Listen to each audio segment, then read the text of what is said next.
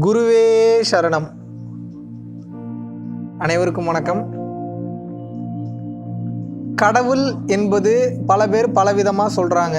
சில பேர் பார்த்தீங்கன்னா உருவ ரீதியாக இருக்குது, சில பேர் ஒளி ரீதியாக இருக்குது, சில பேர் எனர்ஜி ரீதியாக இருக்குது, சில பேர் சிலைகளில் இருக்குது, சில பேர் எல்லா இடத்துலையும் இருக்குன்றாங்க. உண்மை என்ன அப்படின்னா, இறைவன் அப்படின்றது ஒன்று கிடையாது, ஒவ்வொன்றும் இறைவன் தான். ஏன்னா இறைத்தன்மையில் எனர்ஜி ஃபார்மில் ஒவ்வொன்றுமே இருக்குது. இந்த உலகத்தில் இருக்கக்கூடிய எந்த பொருளை எடுத்து உடச்சி பார்த்தீங்கன்னாலும் அதில் இறைத்தன்மை என்பது இருக்குது. அந்த ஆட்டம்ஸோட சேர்க்கை தான் ஒவ்வொரு பொருளாக உருமாறி இருக்குது. உயிரும் அப்படி தான் இருக்குது. அந்த உயிர் தன்மை எதில் இருக்குது அப்படின்னு பார்த்தீங்கன்னா அந்த எனர்ஜியில் தான் இருக்குது. ஸோ அந்த எனர்ஜி தான் எல்லாத்துக்கும் பேஸ். அந்த எனர்ஜின்னு சொல்லுவாங்க, லைட்டும்பாங்க. அதுதான் நீங்கள் இந்த பிரபஞ்சத்தில் இருக்கக்கூடிய எதை எடுத்தீங்கனாலும் இருக்குது. இந்த புரிதலுக்கு வந்துட்டதுக்கப்புறம் அடுத்த பாயிண்ட் உங்களுக்கு சொல்கிறேன். Consciousness is God, energy is God, focus is God. எல்லாமே காடு தான். ஆனால் இம்மீடியட்டாக அந்த கடவுள் தன்மையை நீங்கள் உணரணும் அப்படின்னா இந்த சக்தி நிலையை ஒவ்வொருத்தவங்களும் உணரணுன்ற ஒரு ஆசை இருக்குது. என்னப்பா எல்லாருமே பவர் இருக்குன்றாங்க, இது இருக்குன்றாங்க, அது இருக்குன்றாங்க, அதை நான் எப்படி தான் உணர்றது அப்படின்னு ஒரு கேள்வி இருக்கும். சில பேர் தியானம் பண்ணுன்றாங்க, சில பேர் மனம் ஒருநிலைப்படணுன்றாங்க, சில பேர் மனமற்ற நிலைக்கு போகணுன்றாங்க. உங்களுக்கு ஒரு குழப்பம் இருக்கும். இது எல்லாமே ஒவ்வொருத்தங்க ஒவ்வொரு ரூட்டை சொல்லி கொடுத்துருக்காங்க. இந்தந்த ரூட்டில் நீங்கள் அடையலான்னு. உங்களுக்கு இன்னும் நான் சிம்பிளிஃபைடான ஒரு வே சொல்கிறேன், ஒரு சிம்பிளிஃபைடான ஒரு புரிதலை உங்களுக்கு நான் சொல்கிறேன். என்னென்னு கேட்டிங்கன்னா, கான்ஷியஸ்னஸாக நீங்கள் பண்ணக்கூடிய ஒவ்வொரு விஷயத்துலேயும் இறைத்தன்மை என்பது இருக்கும். பிசுரே இருக்காது. நீங்கள் கவனமற்று செய்யக்கூடிய எந்த வேலையிலையும் ஏகப்பட்ட பிசுறு இருக்கும், பிரச்சனை வந்துடும். நல்லா கவனிங்க. கான்ஷியஸ்னஸ்னால் நான் எதை சொல்கிறேன் அப்படின்னு பார்த்தீங்கன்னா, அந்த ஒரு விழிப்புணர்வு நிலையோடு செய்யக்கூடிய ஒவ்வொரு விஷயம். விழிப்புணர்வு நிலையோடு நான் இப்போ இங்கேருந்து இப்படி எந்திரிக்கிறேன் அப்படின்னா, அப்படி எந்திரிக்கும் போது இந்த சேரை பிடிக்கிறேன், இப்படி எந்திரிக்கிறேன், ரொம்ப மெதுவான்னு கிடையாது. நீங்கள் ஆரம்பத்தில் ரொம்ப மெதுவாக ஒவ்வொன்றையும் அப்சர்வ் பண்ணுவீங்க. போக போக போக போக எல்லாமே அந்த ஸ்பான்டனியஸாக அந்த ஸ்பாட்டில் படார் அந்த கான்ஷியஸ்னஸ்க்கு வந்துடும். போக போக ஆரம்ப காலகட்டத்தில் ஒவ்வொரு மூமெண்ட்டையும், ஒவ்வொரு செயல்களையும், ஒவ்வொரு விஷயத்தையும் பார்த்து ஃபீல் பண்ணி உணர்ந்து நீங்கள் செய்யும்போது அந்த கான்ஷியஸ்னஸ்ன்றது அதிகமாகிட்டே வரும். நீங்கள் நல்லா கவனித்து பாருங்கள். எந்த ஒரு விஷயத்தையும் டிஸ்ட்ராக்ட் ஆகாமல் ஒரே விஷயத்தில் ஃபுல் ஃபோக்கஸாக ஃபுல் கான்ஷியஸ்னஸோடு செயல்படும் போது அந்த விஷயம் மிஸ் ஆகிறதுக்கு வாய்ப்பே கிடையாது. ரொம்ப பர்ஃபெக்டான ஒரு விஷயமா ஒரு அவுட்கம் வரும், ஒரு பர்ஃபெக்டான ஒரு ரிசல்ட்டாக வரும். ஏன் அப்படின்னா, கான்ஷியஸ்னஸ் எந்த இடத்துல ஃபுல்லாக நீங்கள் காட்டுறீங்களோ அந்த இடத்துல கடவுள் விடுவார். கடவுள் வராருன்னா கண் எதிர்க்க காட்சி கொடுப்பார், உங்களுக்கு வரம் கொடுப்பார், ஆசீர்வதிப்பார். அப்படி சொல்லலை நான். அந்த கடவுள் தன்மைன்றது என்ன? அந்த கடவுள் தன்மை என்பது அந்த எனர்ஜி ரீதியாக அந்த இடத்துக்கு வரும்போது, அதோட ஃபுல்லஸ்ட் பொட்டென்ஷியல் ஒரு விஷயத்துக்கு போகும்போது அது சக்தி பெற்றுவிடும், சக்தி நிலையை பெற்றுவிடும். அந்த சக்தி நிலையை பெறும்போது அந்த இடத்துல அந்த டெவில் ஃபார்மேஷன்றதுக்கு வாய்ப்பே கிடையாது. அதாவது டெவில் ஃபார்மேஷன் அந்த நெகட்டிவிட்டி சொல்கிறேன் நான். இது இருக்கவே இருக்கா. ரொம்ப பர்ஃபெக்டான ஒரு ஃபினிஷிங்காக இருக்கும். இதுவே நீங்கள் கான்சன்ட்ரேஷன் இல்லாமல் சாப்பிட்டீங்கனாலோ, கான்சன்ட்ரேஷன் இல்லாமல் இது பண்ணி, இப்போ நான் பேசிகிட்டு இருக்கக்கூடிய ஒவ்வொரு வார்த்தையும் நான் ஸ்பீடாக பேசுகிற மாதிரி இருக்கும். ஆனால் ஒவ்வொரு வார்த்தையும் நான் கான்ஷியஸ்னஸோட கவனித்து ரொம்ப ஆழ்ந்து தான் நான் பேசிக்கிட்டு இருக்கேன். அதனால தான் அடுத்தடுத்து வார்த்தைகள் படார் எனக்கு வந்துக்கிட்டே இருக்குது. எந்த ஒரு கட்டும் இல்லாமல் என்னால் பேச முடியுது. எல்லாமே சிங்கிள் டேக்கில் போகக்கூடிய காரணம் என்னென்னா, இது பெருமைப்படுறதுக்குலாம் ஒன்றுமே கிடையாது. இது உங்களுக்குள்ளே இருக்குன்றேன். நீங்கள் இதை அனுபவிங்கன்னு சொல்கிறேன். நான் அனுபவிக்கக்கூடிய அந்த சந்தோஷத்தை, அந்த ஒரு பேரானந்தத்தை உங்களே அனுபவிங்கன்றதுக்காக உங்களுக்கு நான் சொல்லித்தரேன். இதை நீங்கள் புரிஞ்சுக்கிட்டீங்கன்னா பரவச நிலைக்கு போயிடுவீங்க. ரொம்ப அற்புதமான விஷயம் இந்த கான்ஷியஸ்னஸ்ன்றது. ஆனால் பல மனிதர்களுக்கு தெரிவதில்லை.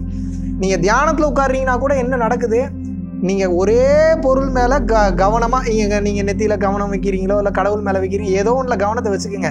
வேறு எந்த ஒரு விஷயத்துலையும் உங்கள் மனம் அலைவாய விடாமல் ஒரே விஷயத்தில் கான்சன்ட்ரேஷன் பண்ணுறதுக்கு நீங்கள் ப்ராக்டிஸ் பண்ணுறீங்க. அதுக்கு பின்னால் தான் அதுக்கு பேர் பயிற்சி அப்படிம்பாங்க. இந்த ப்ராக்டிஸ் பண்ணுறவங்க, தியானத்தில் இருக்கிறவங்க எல்லாரையும் கேளுங்க, என்ன தியானம் பண்ணீங்களான்னு கேட்க மாட்டாங்க, பயிற்சி பண்ணீங்களா அப்படின்னு தான் மேக்ஸிமம் கேட்பாங்க.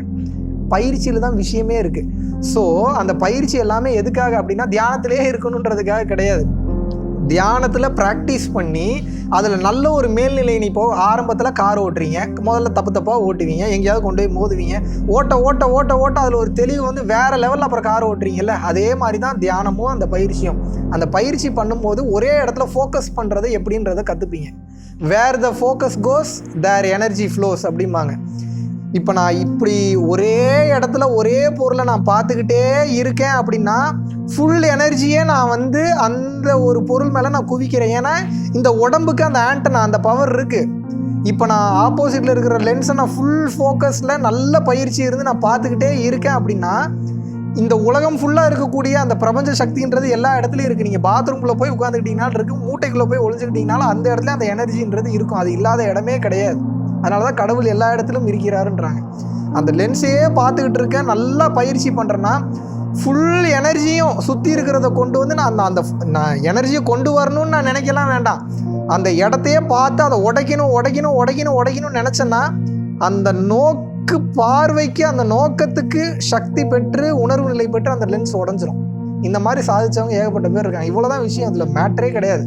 ஃபோக்கஸில் தான் பவரே இருக்குது. நீங்கள் ஃபோக்கஸ் பண்ணிங்கன்னா எதை வேணாலும் சாதிக்கலாம். நோக்கு வருமம் என்பது என்ன? பார்த்தே ஒருத்தங்களை எப்படி வீழ்த்துறாங்க, பார்த்துக்கிட்டே மொத்த எனர்ஜியை அவங்க மேலே செலுத்துவாங்க. மொத்த எனர்ஜி, இந்த உலகத்திலே மிகப்பெரிய எனர்ஜின்றது நம்மளை சுற்றி இருக்கக்கூடிய இந்த பிரபஞ்ச சக்தி தான். அந்த பிரபஞ்ச சக்தியை மீறி எதுவுமே கிடையாது. இப்போ நெகட்டிவ் எனர்ஜிலாம் தவிடு பொடி ஆயிரும். அப்போ ஒரே இடத்துல பார்க்கும்போது அந்த மொத்த எனர்ஜி அங்கே வந்து நின்றோம். நிற்கும் போது அவங்களால அந்த எனர்ஜியை தாங்க முடியாது, டயர்ட் ஆயிடுவாங்க, கீழே மயக்கம் போட்டு விழுந்துருவாங்க. சில பேருக்கு உயிர் போகிறது கூட வாய்ப்பு இருக்குது. ஆனால் இந்த எனர்ஜி உயிரை எடுப்பது நோக்கம் இல்லை. நீங்கள் என்ன நோக்கத்தில் ஒருத்தங்களை பார்க்குறீங்களோ அந்த நோக்கம் அந்த இடத்துல செயல்படும். இவ்வளோதாங்க மேட்ரு. கான்ஷியஸ்னஸாக ஒரு விஷயத்தை நீங்கள் பண்ண பழகிட்டீங்கன்னா அந்த விஷயத்தில் பர்ஃபெக்டான ஒரு அவுட்கம் வரும்.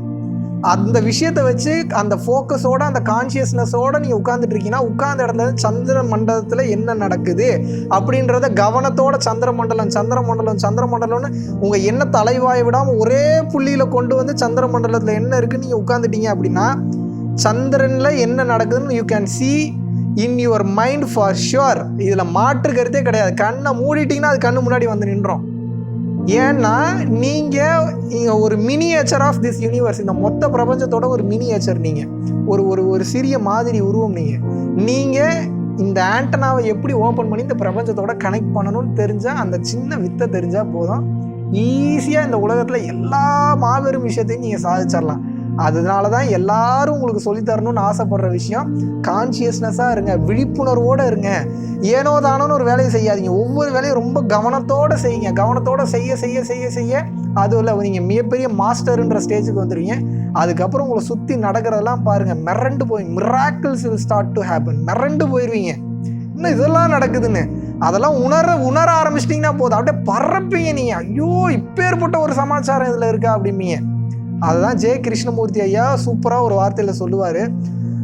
ஒரு வீட்டில் நீங்கள் இருக்கீங்க, ஏதாவது ஒரு வேலையை செய்யினா ஏகப்பட்ட இடத்துல உங்கள் கான்சன்ட்ரேஷன் போயிட்டு இருக்கும். இதே ஒரு ரூம்குள்ளே உங்களை பூட்டி வச்சுட்டு அந்த ரூம்குள்ளே ஒரு பாம்பை போட்டுட்டேன்னு வைங்க. இப்போ நீங்கள் என்ன பண்ணுவீங்க? அந்த பாம்போட ஒவ்வொரு அசைவையும் கவனிப்பீங்க. அந்த பாம்பு பண்ணக்கூடிய ஒவ்வொரு சவுண்டையும் நீங்கள் கவனிப்பீங்க. அந்த பாம்பு எங்கே போகுது, நம்மளை வந்து கொத்திருமோ என்ன ஏதோன்ற பயம் இருக்கும் இல்லையா? ஏன்னா கொஞ்சம் விட்டா கூட பாம்பு நம்ம பக்கம் திரும்பிடுமோன்ற ஒரு பயம். அப்போ அந்த பயத்தினுடைய அந்த உச்சியில் உங்களோட ஃபோக்கஸ், உங்களோட விழிப்புணர்வு நிலைன்றது ரொம்ப ஹை லெவலில் இருக்கும். அதனால தான் எப்போ நீங்கள் பயப்பட்டாலும் எனர்ஜி லெவல் ரொம்ப ஜாஸ்தியாகிடும். ரொம்ப படபடப்பு பதட்டாகும், மூச்சு மேலே கீழே ஏறி இறங்கும், எனர்ஜி ரொம்ப மேலே கீழே ஏறி இறங்கும். அந்த எனர்ஜியை கட்டுப்படுத்துறதுக்கு தான் இந்த பயிற்சிகள் எல்லாமே. ஸோ அந்த உணர்வு நிலையில் 100% நீங்கள் கொடுக்கும்போது அதில் மிகப்பெரிய சமாச்சாரங்கள்லாம் ஒளிஞ்சிட்ருக்கு. அதை வார்த்தைகளெல்லாம் வர்ணிக்கவே முடியாது. நீங்கள் ப்ராக்டிஸ் பண்ணிங்கன்னா மட்டும்தான் தெரியும். Consciousness is God. கவனத்தோடு செயல்படுங்க. கான்ஷியஸ்னஸோடு எக்ஸிக்யூட் பண்ணக்கூடிய ஒவ்வொரு விஷயமும் கடவுளே எக்ஸிக்யூட் பண்ணுறது. அதில் பிசுரே இருக்காது. நீங்கள் கான்ஷியஸ்னஸ் இல்லாமல் எது பண்ணிங்கனாலும் ஏகப்பட்ட பிசுறுகள் இருக்கும், ஏகப்பட்ட பிரச்சனைகள் இருக்கும். அதுக்கு முடிவு என்பதும் இருக்கவே இருக்காது.